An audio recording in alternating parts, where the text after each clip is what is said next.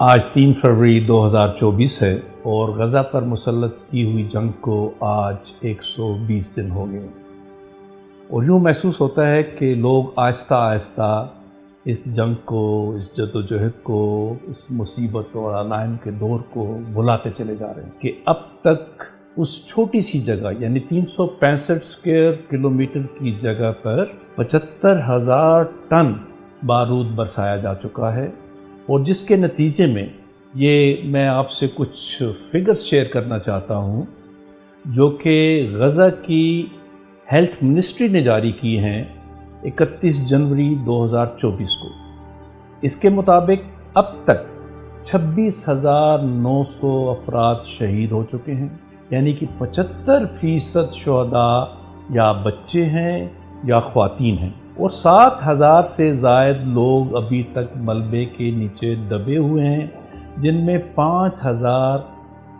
بچے شامل ہیں۔ 66,000 سے زائد افراد اب تک زخمی ہو چکے ہیں، جن میں سے 11,000 افراد ایسے ہیں جن کو فوری طور پر غزہ سے باہر کسی بڑے اسپتال میں منتقل کرنے کی ضرورت ہے۔ اس سارے عرصے میں اب تک 20,000 بچے پیدا ہوئے ہیں۔ اس کا مطلب یہ کہ 20,000 نومولود بچے اور 20,000 مائیں سیویئر میل نیوٹریشن کا شکار ہیں، ان کو کھانے کو غذا نہیں ملتی اور جو ضروری ادویہ ہیں وہ بھی میسر نہیں۔ اب تک 122 جرنلسٹ اور 135 ریلیف ورکر اپنی جان سے ہاتھ دھو بیٹھے ہیں، اور 339 ہیلتھ ورکرز شہید ہو چکے ہیں۔ 30 ہسپتال مکمل طور پہ تباہ ہوئے ہیں اور 53 ہیلتھ کیئر فیسلٹیز بھی پوری طرح تباہ کر دی گئی ہیں۔ 122 ایمبولینسز تباہ ہوئی ہیں اور 1,50,000 وہ مریض جو کہ کرونک ڈیزیزز کا شکار ہیں، diabetes, asthma, hepatitis C, B اور کینسر کے مریض، وہ علاج سے محروم ہیں۔ 3,60,000 گھر تباہ ہوئے ہیں، جن میں سے 76,000 مکمل طور پر گراؤنڈ ہو چکے ہیں۔ 2 ملین افراد بے گھر ہو چکے ہیں۔ کل آبادی 2.3 ملین، اس میں سے 2 ملین 20 لاکھ افراد بے گھر ہو چکے ہیں۔ 395 اسکول ڈیمیج ہوئے ہیں، 100 اسکول مکمل طور پر تباہ ہوئے ہیں، 161 مساجد اور 3 چرچز بھی ختم کر دیے گئے ہیں۔ عزیزان محترم، کیا ہم فلسطین کو بھلا سکتے ہیں؟ میں آپ سے یہی گزارش کرنا چاہتا ہوں کہ یہ جنگ جاری ہے اور وہاں پر جو تباہی ہے وہ روز بروز بڑھتی چلی جا رہی ہے۔ ہمیں ان فلسطینی بھائیوں، بہنوں، بچوں، اپنی ماؤں کو ہرگز نہیں بلانا چاہیے۔ آپ کی اپنی آرگنائزیشن الخدمت فاؤنڈیشن پاکستان 8 اکتوبر سے اس کام میں مصروف ہے، اور اب تک مختلف پارٹنر این جی اوز جو کہ ٹرکش این جی اوز ہیں، سیرین این جی اوز ہیں، کچھ مصر کی این جی اوز ہیں جو کہ خود غزہ کے اندر کام کر رہی تھیں، ان کے ذریعے اب تک ہم 50 کروڑ روپے کی مالیت سے ریلیف ایکٹیویٹیز کر چکے ہیں۔ اس کے علاوہ اب تک ہم 3 طیاروں کی مدد سے حکومت پاکستان اور این ڈی ایم اے کے تعاون سے ریلیف گڈز بھیج چکے ہیں، اور چوتھا ایئر کارگو 747 105 ٹن سامان لے کے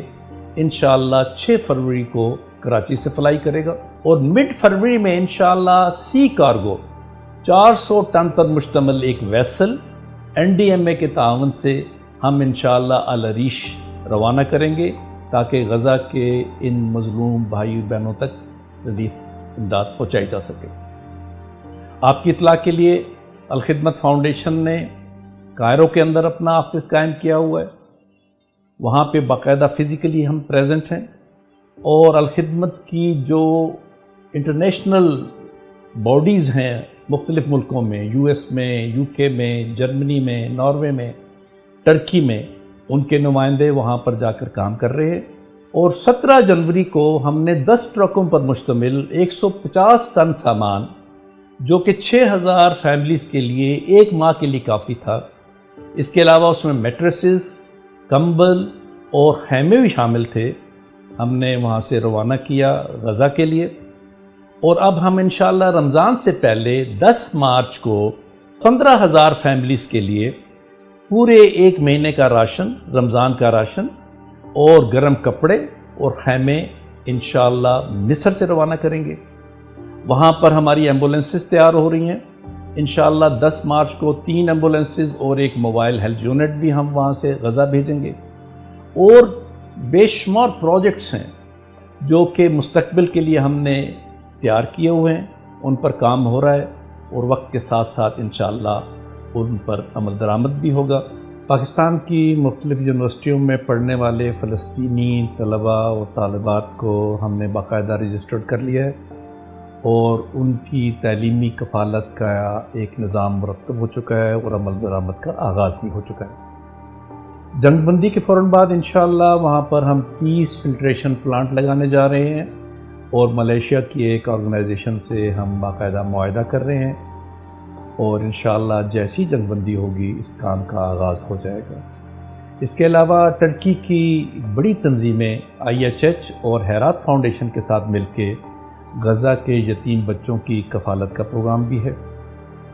اور وہاں پر فیلڈ ہاسپٹل کے لیے اجازت کے منتظر ہیں۔ جیسی اجازت ملی تو وہ فیلڈ ہاسپٹل بھی وہاں پر انسٹال کیا جائے گا اور ہزاروں کی تعداد میں ہمارے ڈاکٹرز، ایما اور الخدمت کے ڈاکٹرز انشاءاللہ وہاں جا کر خدمات انجام دیں گے۔ میں اپنے تمام ڈونر حضرات کا اندرون ملک بھی اور بیرون ملک بھی شکریہ ادا کرتا ہوں کہ انہوں نے ہم پہ اعتماد کیا اور ہمیں کھلے دل کے ساتھ امداد مہیا کی، جس کی وجہ سے ہم اس قابل ہوئے کہ اپنے مظلوم بھائی بہنوں کی کچھ مدد کر سکیں اور مستقبل کا پلان بھی ہم نے بنا رکھا ہے، انشاءاللہ اس پر بھی عمل درآمد ہوگا۔ اللہ سے دعا ہے کہ اللہ تعالیٰ آپ سب کی ان کوششوں کو، اس اثار کو قبول فرمائے اور بہترین اجر سے نوازے۔ آخر میں آپ سے ایک بار پھر گزارش کروں گا کہ اپنے فلسطینی بھائیوں کو بھلائیے نہیں، ان کے لیے بڑھ چڑھ کر امداد کا بندوبست کیجیے۔ Thank you, Pakistan.